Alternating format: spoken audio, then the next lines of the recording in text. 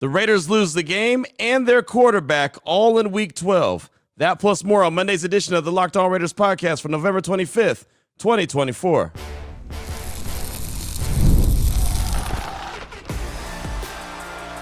You are Locked On Raiders, your daily Las Vegas Raiders podcast. Part of the Locked On Podcast Network, your team every day.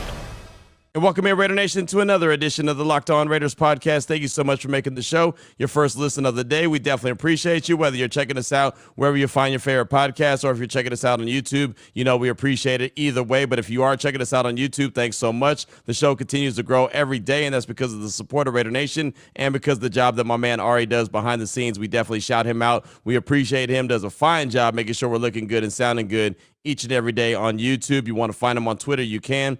At Ari Produces. You can hit me up as well at your boy Q254.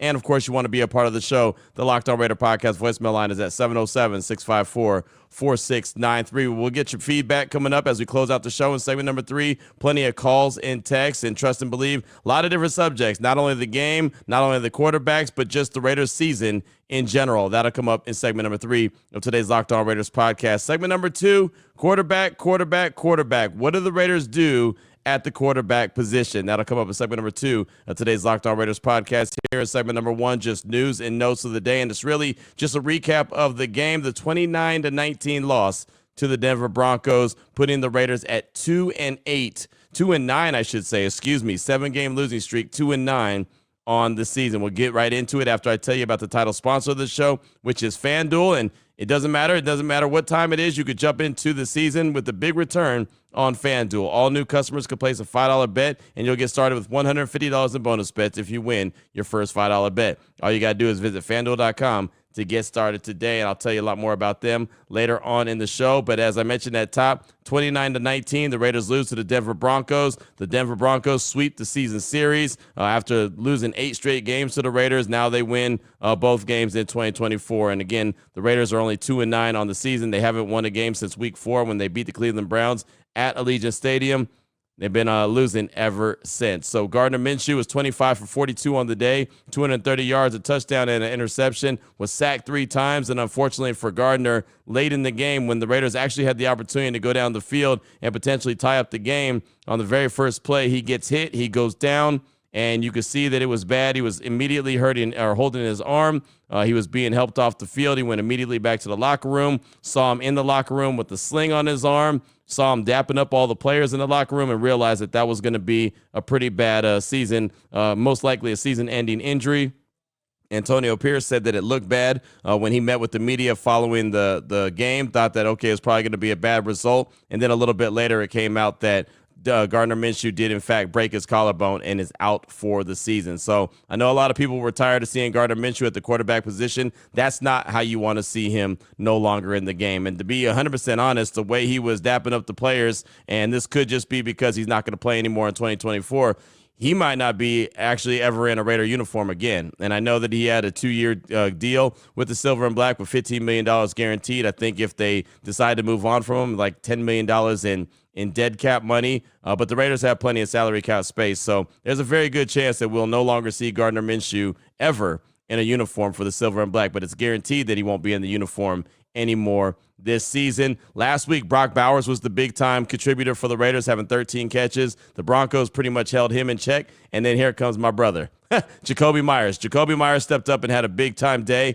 10 catches, 121 yards. And the Raiders PR tweeted out that he notched his second 100-yard receiving game of the season and the 5th of his career. His 5 games with 100-plus receiving yards are the 4th most in the NFL since 2019 among undrafted receivers. So Jacoby Myers is always cooler than the other side of the pillow, just finds ways to get open. That's just kind of what he does. That's what he told us, Eric Allen, JT, and myself a few media days ago. I just find ways to get open, and he does. So when Brock Bowers got all the attention, Pat Surtain was on him a lot of the game. Jacoby Myers found ways to continue to get open. For the running game, the Raiders didn't have Alexander Madison. He was out. They didn't have Zamir White. He was out. So it was the Amir Abdullah show. It was the Dylan Lobby show. It was the Sincere McCormick show. And honestly, Sincere McCormick was the guy. Abdullah had 8 carries for 28 yards. He actually got the start, had a touchdown catch. That was nice. But Sincere McCormick, 5 carries for 33 yards. And he actually looked like a guy, and he was a really good running back when he was at UTSA, but he looked like a guy that actually was pretty good at the blocking scheme that the Raiders are using. He looked like a guy who could thrive in the Raiders' backfield. To be 100% honest, I don't know if Madison's going to come back on Friday. It's a short week going up against Kansas City in Kansas City. I don't know if Zamir White's going to come back. I'd like to see Sincere McCormick get some more burn. Right? I mean, again, we kind of knew what we were going to see with Amir Abdullah. He's a guy who's been in the league 10 years. He's really a guy that can catch some passes out of the backfield really well. Can he carry the rock? Sure. But, I mean, 8 carries for 28 yards, kind of what I expected from Amir Abdullah. But Sincere McCormick, he ran hard. He ran behind his pads. He looked like he was running downhill. He looked like he was running like Zamir White was supposed to this season, but it was Sincere McCormick. He got called up for the practice squad on Saturday before the game. So I'd actually like to see a little bit more of him moving forward. And I'll tell you this, the Raiders, for all their shortcomings, and of course I know there's I don't want to sit here and find all these silver linings for a 2-9 season, because it's a 2-9 season and that stinks. But man, the way that they're out there playing and competing, and I know you can look at the final score and say, yeah, it wasn't that close, but I mean, for the majority of the game, they were really winning, right? I mean, they were really actually dominating the game for quite a while. The problem is that they weren't able to do what? Cash it in the red zone like they usually do, right? They usually struggle to cash it in the red zone. That reared its ugly head again on Sunday, 1 for 5 in the red zone, and they turned the ball over a couple times. So you have those kind of two combinations, more likely you're gonna lose the game. But man, they're out there competing, and they have so many injuries, and I don't want to sit there and use that as an excuse, because I know every team in the league is dealing with injuries, but I mean, they're on their third string guys. I mean, if you look at it, especially even on defense, and I know I banged on the defense last week after their loss to the Miami Dolphins, but the defense is out there. I mean, they have 2 of the 3 starting corners are out. Jacorian Bennett was out. Nate Hobbs was out. Jack Jones did go out there and play, and he actually had a really good game. But you got Darnay Holmes out there. You've got DeCam Richardson out there, and DeCam Richardson was baptized into the league quickly, wasn't he? He was the guy that the Denver Broncos wanted to target early and often, and they did. And, I mean, it was trial by fire, right? I mean, he was dumping to the deep end. They said, you're going to have to learn how to swim. And when you're down to your third string guy or whatever the case may be, that's what's going to happen. And unfortunately for the Raiders, man, that's what they're dealing with. But I'll say this, the communication wasn't perfect. The execution wasn't perfect, but there was definitely no lack of effort from those guys. And again, you can take that and do what you want with it, but those are the little things that I notice when, you're looking at a team that's obviously having a terrible season, sitting there at 2-9, have so many injuries. They could just hang their hat and say, hey, we got all these injuries. We're just going to pack it up and the season's going to be over. But all these dudes that get an opportunity to hit the grass and go out there and play are actually busting their tail. Amir Abdullah, after the game, was pissed. And he said it. Those are his words, not mine. He was pissed. He said, hey, I left some meat out there on the bone. I wasn't, there's a couple more times I should have came through for the team when I didn't. He said, I'm always pissed when we lose, right? It's just not it's not in my DNA. It's not in my nature. He's like, man, how many games have we lost in a row? I was like, yeah, 7-game losing streak. He said, yeah, yeah, I'm angry. And just to see that kind of emotion, it was really good. I mean, obviously you don't want these guys to be pissed off. You don't want them to be on a 7-game losing streak. You don't want them to have that reason to be angry. But to see that emotion and passion and that want to from the players in the locker room post-game, it was really refreshing to let me know that there's no quit in these guys the rest of the way, regardless what their record is. Daniel Carlson, we call him Cash Money for a reason. I said one of my keys to victory, I say it every week, is I'd like to see him kicking more extra points as opposed to field goals. That wasn't the case on Sunday. He was 4 for 4 from field goal and had 1 for 1 from PAT. 13 points he accommodated for. 13 of the Raiders' 19 points were by the foot of Daniel Carlson. So you're not going to win a lot of games in the NFL when that's the case. Right? Again, you rather be kicking extra points. Field goals are nice. Field goals are nice to extend the lead, but if you think that you're just going to kick field goals all game long and that's how you're going to win, more than likely you're not. Now, on the other side, flip side of things, Denver had 5 field goals, right? I mean, they kicked a bunch of field goals as well, but they also created a turnover. They had an interception. Minshew overthrew Jacoby Myers. They came up with an easy interception. Boom, scored a touchdown off of that, right? They were able to score points off turnovers, and so that was really the difference in the game. The fact that the Raiders weren't very successful in the red zone. Denver, I believe, was 2 for 4 in the red zone, and like I said, scored points off turnovers, and that's what ultimately gave them the victory. Shout out to A.J. Cole. He had a great day punting, 4 punts, 190 yards, 60 yards was the long, and He ran a fake punt to perfection, and it's funny, man, because he ran the fake punt. He ended up throwing a little pop pass to Devon Diablo. It was 4th and 3, and they ended up picking up like 29 yards. But that pass from A.J. Cole to Devon Diablo seemed like it was in the air forever. Like it was just floating there. It was one of those, like, it's so wide open you can't miss it. But those are the ones that sometimes are toughest to even come through with. But he was able to do that. So A.J. Cole had a really good day as a specialist. Daniel Carlson has a really good day as a specialist. Hell, I mean, all game long, from both teams, the specialists were great, right? The Broncos kicker was fantastic as well. But at the end of the day, the Raiders take the loss 29-19 and now 2-9 on the season. I did want to pass along these nuggets real quick from NFL Communications. When it came to the Raiders, they said rookie tight end Brock Bowers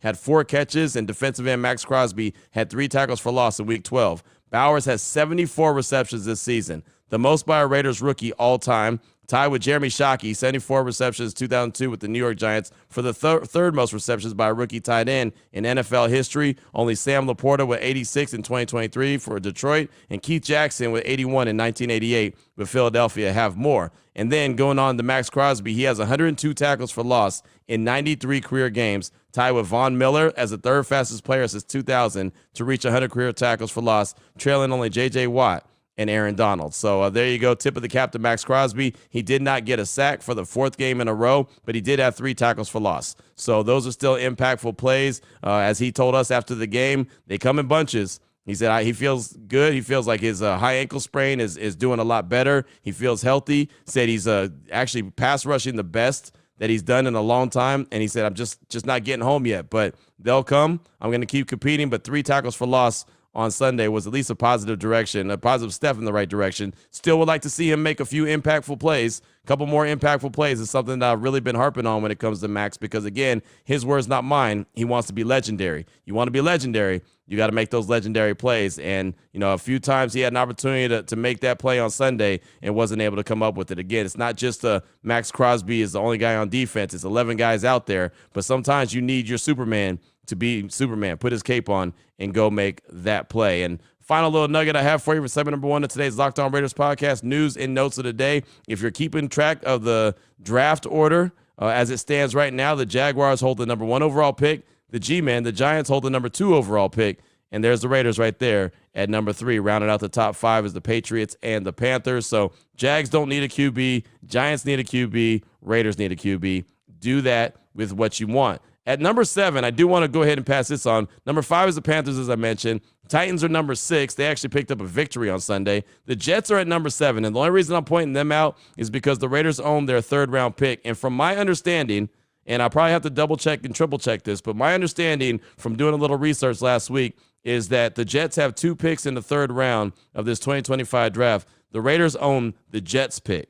So the Jets pick is going to be higher than the 2nd pick that they have in the 3rd round, which is the Lions pick. So that's good news to know that the Raiders will be picking with the Jets selection in round 3. So no matter how high or how low that is, and it looks like it's going to be pretty high for the Jets, that can only be a good thing for the silver and black. So that's just, like I said, just a little bit of a little knowledge to keep in the back of your head as you start to prepare for the offseason. Of course, that order is going to fluctuate throughout the rest of the year, but just continuing to update you on that just to let you know where it stands as of now. You can always check it out at tankathon.com/NFL if you want to know, and it keeps you up to date, strength of schedule, all that good stuff. So there you go. The Raiders currently picking at number 3. That's what I got for you for segment number 1 of today's Locked On Raiders podcast. Coming up with segment number 2, no Gardner Minshew. He's out for the season. What do the Raiders do next? What direction do they turn? We'll talk about that in segment number 2 of today's Locked On Raiders podcast.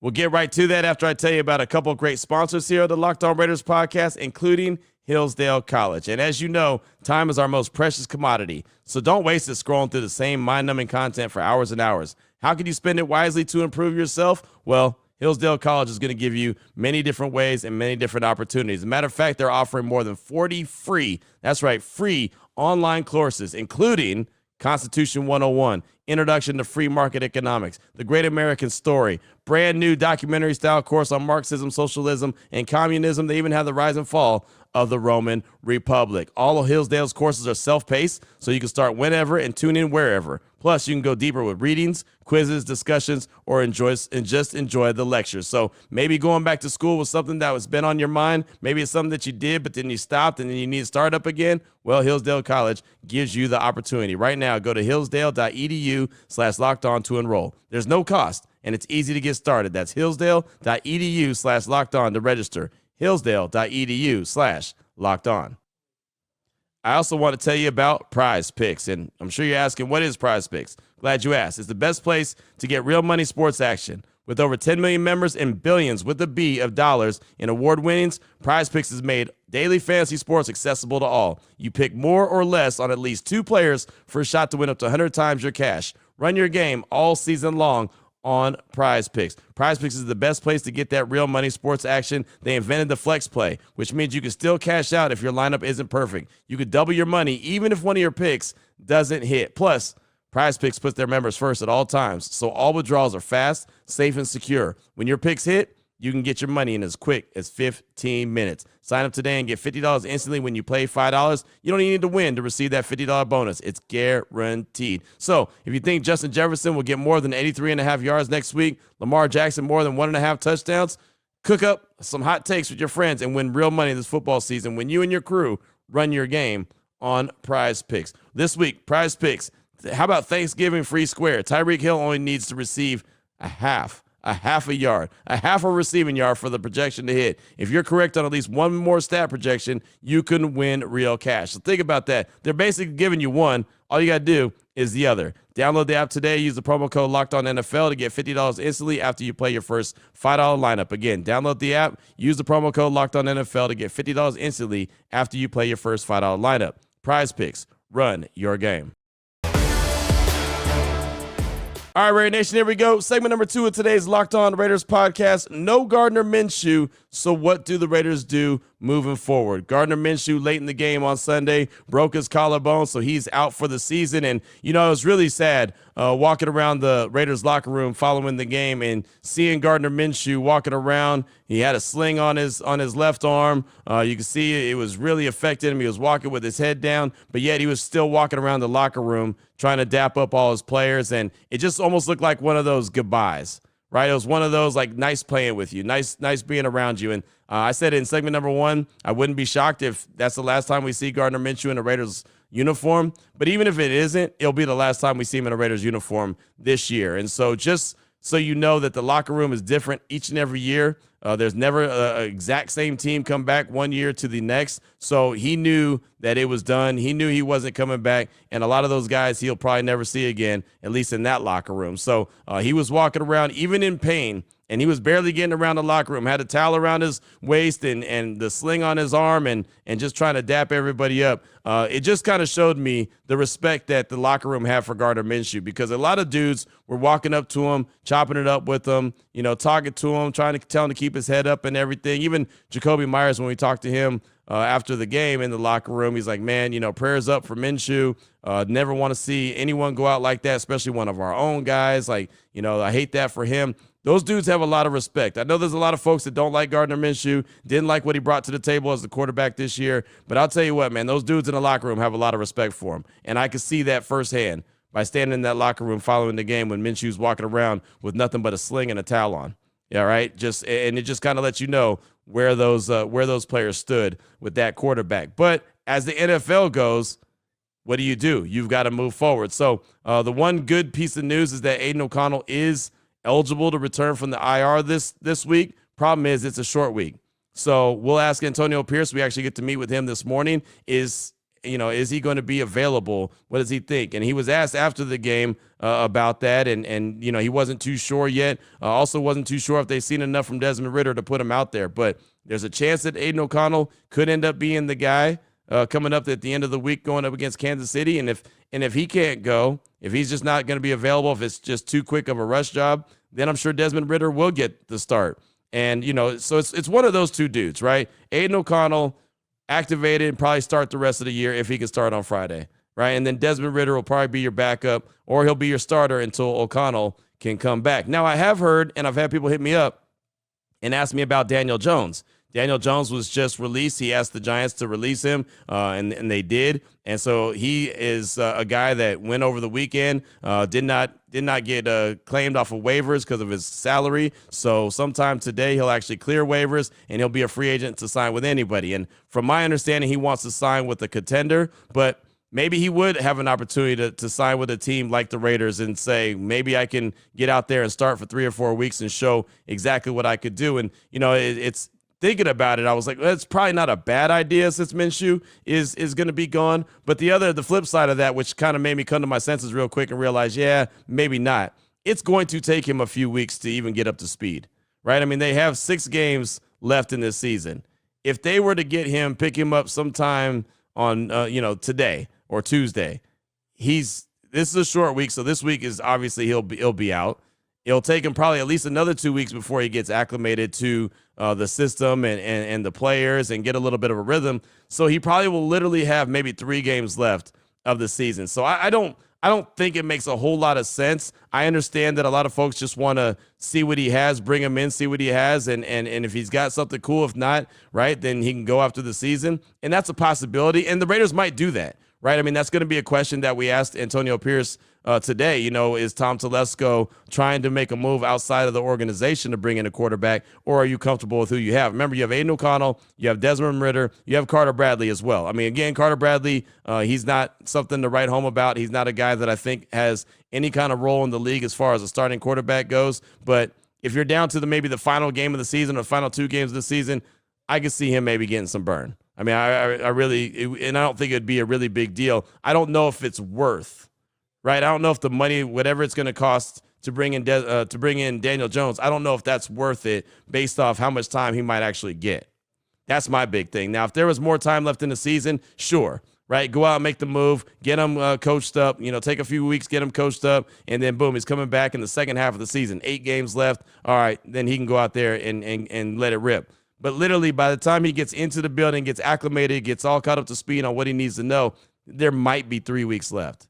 So I think at this stage of the game, if Aiden O'Connell is available to come back Friday, that's a best-case scenario. So you bring him back. He starts against Kansas City. I saw him after the game. He looked pretty good, but obviously he's not throwing a football. He was just, walking out of the locker room. But he looked like he was in a pretty good mood, looked like he was ready to go. And he's been traveling with the team, so that's a positive. Normally when guys are injured and they're not going to be able to go anytime soon, normally they don't travel with the team. So that's been a positive. If they can get him back by Friday, boom, let him go. Let him be the starter the rest of the year. Obviously, barring injury, you don't want to see anyone injured. If he, for some reason, can't go, maybe let Desmond Ridder get the start just to see what he's got. But I'll tell you this, even seeing Desmond Ridder go into the game late after Gardner went down with the broken collarbone, I could tell that Desmond Ridder's not it, right? Desmond Ridder is a guy who's a pretty good athlete, but he's not a pretty good quarterback. He's just not, right? And I mean, it is what it is. If anyone thought that Desmond Ridder was going to be picked up off of the Cardinals practice squad and all of a sudden turn into some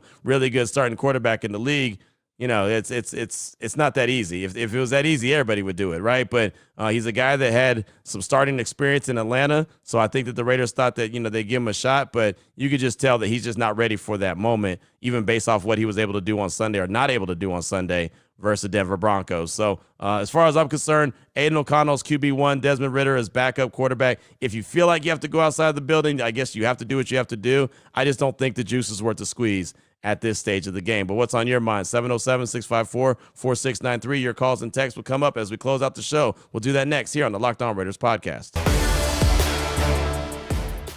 Before we get to that, though, I do want to tell you about the title sponsor of this show, which is FanDuel. And it's never too late to tackle NFL action with FanDuel. It's America's #1 sportsbook. Right now, new customers can bet $5 and get $150 in bonus bets if you win. The FanDuel Sportsbook app gives you everything you need to place live bets on the NFL, and it's all in one place. So this week, the Raiders will be taking on the Kansas City Chiefs. I say it every week when it comes to Kansas City. They win the games, but they never cover the spread. I'm just going to throw it out there.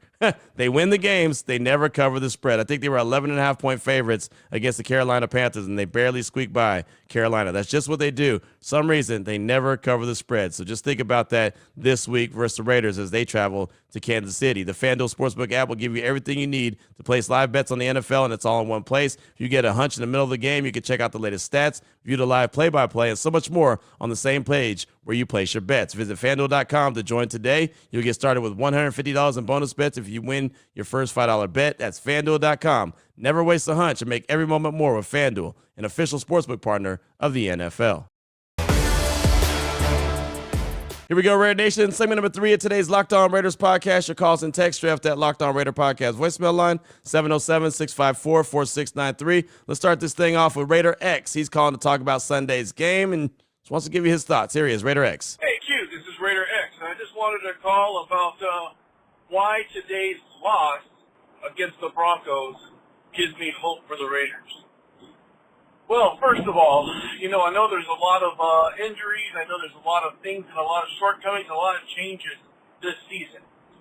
And, first, you got the changing of the offensive side of the ball and a lot of different positions. But you still have a lot of fights and follow-through. Yeah, there's some missing pieces. Yeah, there could be some more individuals. But you can see the degree of trying to get some correction. It's just they don't have enough there at some of the locations.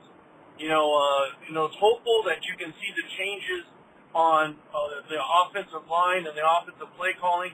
That makes it hopeful. Additionally, I hate to say it, but the loss does bring a lot of clarity that we truly are in need of an upgrade, a serious upgrade at quarterback. That is one of the key areas that I think will change the overall trajectory of the Raiders. I'd like to get your feedback, but I do believe it's a good sign. And I think this loss does help us now at third overall.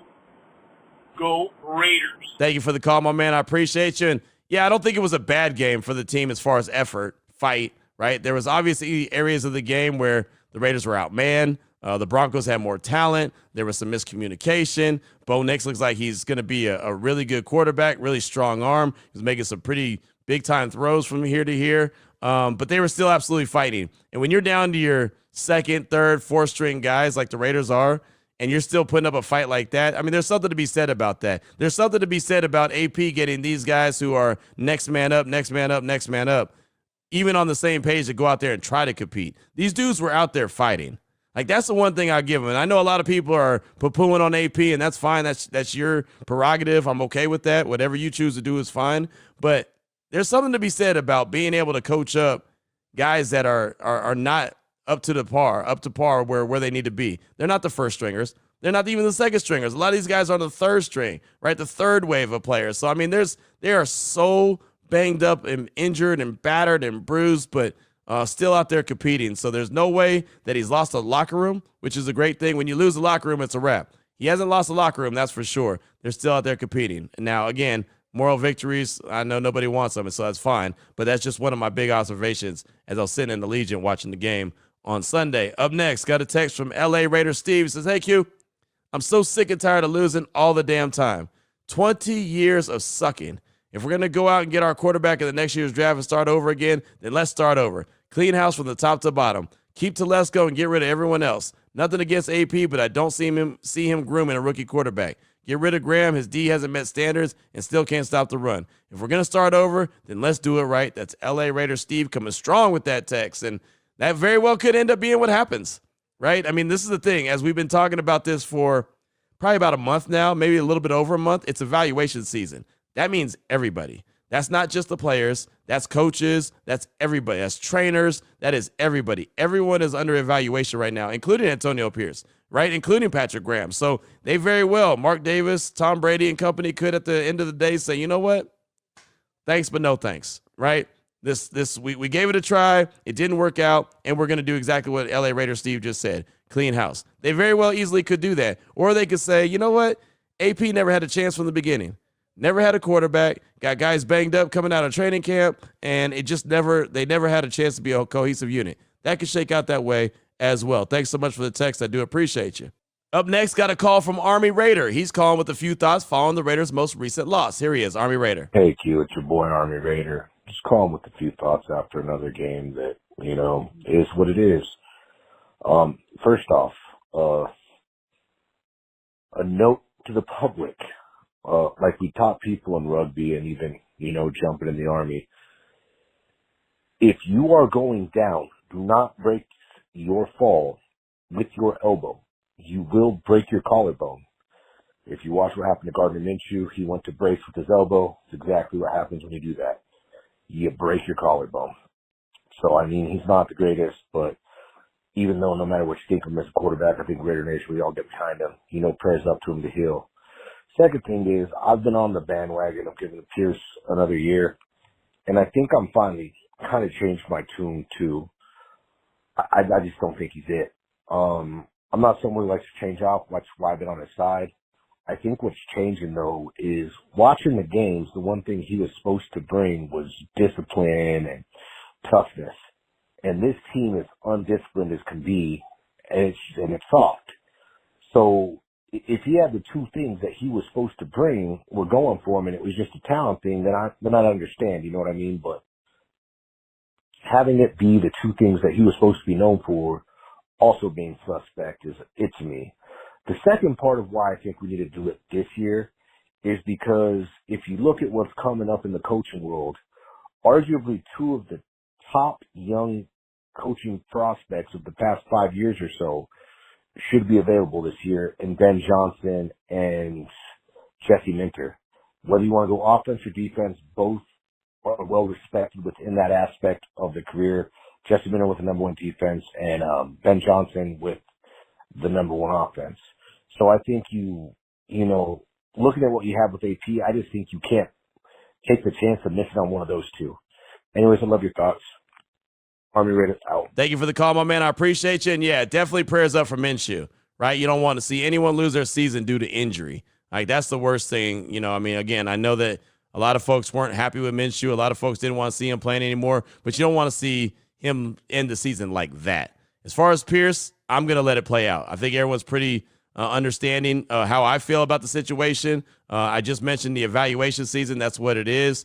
As I was talking about being on the second, third, fourth string guys, it's really hard to be disciplined when you're that low on the totem pole. It's really hard to be disciplined, right? Because, again, these guys are just getting reps. So they're not worried about being disciplined and playing well. They're just worried about not getting exposed out there. Like DeCam Richardson, he's not worried about turning around and locating the ball. He's just trying not to get burned, right? Think about it. He's a fourth-round pick. He's a rookie. He's in there because Jacorian Bennett's not in there, and every target's going his way. So you think he's thinking about, okay, I got to run with the wide receiver. I got to run with Cortland Sutton, who's been in the league a long time. I also got to turn my head when the ball's there. I got to locate it so I don't get a pass interference penalty. And, oh, by the way, at the same time, I better not get burned or mossed, right? So it's so much going on, and it's going so fast with these guys. And so that's why I'm not really worried too much about the discipline. I think the Raiders had, 4 penalties on Sunday, 4 penalties, 44 yards. Again, some of them came at the wrong time. There was some undisciplined, uncharacteristic lack of communication at times. But again, man, when you're that low on the totem pole, when you're so many deep, because of injury, it's really hard for those guys to be not only playing at a high level, but also playing at a disciplined level. But I understand completely what you're saying, and it does become frustrating. So, look, if you look at the Raiders, look at all the guys that are out. JB, starter. Nate Hobbs, starter. Christian Wilkins, starter. Malcolm Kuntz, starter. Marcus Epps, starter. Right? That alone right there is 5 dudes just on defense, right? Starters. Jack Jones obviously played, so that was a good thing. But, man, that's tough. That's tough to have that many dudes out at one time. But thanks so much for the call. Definitely appreciate you. Up next, got a text from Miller Raider. What's up, Q? First thing I want to say is I'm proud of the effort of our guys played with. There was no quitting them. I appreciate that. I felt like we set the tone the first half. I thought JPJ was getting in the head of Denver's D. The running backs were hitting the holes. In fact, I want to see more running the ball because it looked like we were having some success there. The play calls made sense also in the first half for the most part, but it's the same story every game with turnovers, and that's what kills us. Sound like Minshew is out for the year, and, man, I really feel for the guy. It looked like he was doing better under Turner's play calling. I guess we'll see if Aiden can go out, but it's most likely Ritter. It's crazy how the season has turned out, but I'm a Raider for life no matter what. Thanks, Q, for all that you do. Miller, Raider out. And, yeah, that pretty much summarizes it. I think Scott Turner did a good job again. He looks like a very competent play caller. So when people talk about, well, what's going to happen with the new quarterback, who could be the play caller, maybe Scott Turner's making a case for himself to be that guy. I'm not saying he is, but maybe he's making a case. It's been 2 games so far, and it looks pretty good, right? I mean, he's obviously experienced when it comes to play calling. This isn't even his playbook, and he's doing a pretty good job with it. So I wouldn't rule out Scott Turner from being a guy as a possible OC moving forward. I think there's a few other names out there. I know some people poo-pooed on Pat Shurmur. Then when I mentioned Pat Shurmur, if the Raiders do end up with Shedeur Sanders, which I believe they will, I think he'd be a good candidate because he works with Shedeur now. I don't care what his past history was. He works really well with Shedeur. So if that ends up being your quarterback, then why wouldn't you want someone who knows him really well and knows how to get the most out of him? So that's a name that I would look at. Obviously, Scott Turner. I even threw out Brendan Marion, the offensive coordinator for UNLV. I think that there's a chance that he could be in the mix if they do go, and get another OC. But there's a long time before any of that's going to happen. It's just a couple names that I'd be on the lookout for. But I thought Scott Turner's done a good job so far in the 2 weeks when he's been the play caller. The play calling seems to make sense. So thanks so much for that. Appreciate you. We'll close out with a call from Cisco Kid in the 209. He's calling to encourage Raider Nation to keep their heads up. And then he has a question for me. Here he is, Cisco Kid in the 209. What up? It's your boy Cisco Kid 209 calling out of Modesto.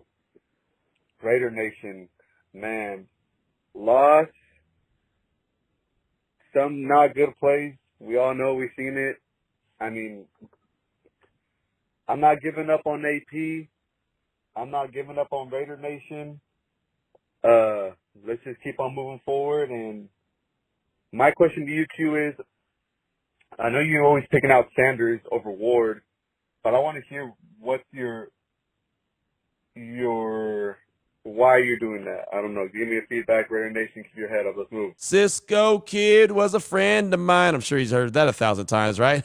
Thanks for the call, my man. And yeah, I mean, definitely keep your head up for Raider Nation. I mean, that's all you can do. Sitting there at 2-9. Only better days can be on the way, right? I mean, and they might not happen anytime soon. Might not happen this season, but I mean, man, it's about as low as it can get right now. And so the Raiders got to find a way to get things turned around as an organization. As far as the question you asked, Sanders versus Cam Ward, for me, I just think Sanders checks all the boxes, right? He's a guy that's grown up around a professional, grown up around a Hall of Famer, knows what it's like to have to grind and work and hustle to get where you need to go to be that guy. He's got a great relationship with Tom Brady. Every time I watch him, he's making Sunday plays, and when he does make a mistake, he shakes him off really quickly.